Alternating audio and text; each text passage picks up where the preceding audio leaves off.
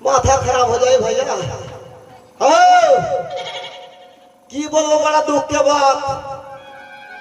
12 बच्चर hello घर में गेलियो बियाह हलो भैया छोटे में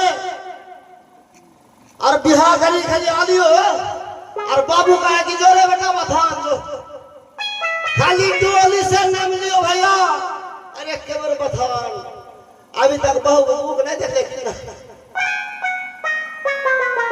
अब बहू मोट की होल छाओ कि सुटकी होल छाओ कि भूट की छाओ की बोलवा दुख के बात।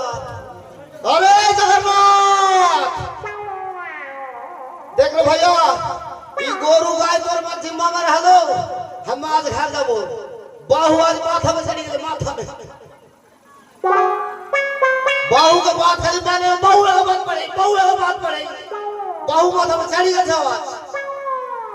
आज जाबे कर घर तू गोरु गाय देखे मरे हंसाई के नहीं हाय थाम रे देख ले गोरु तू बड़ा हंसाई तो घर बहू ने हां तू घर में रह जाना।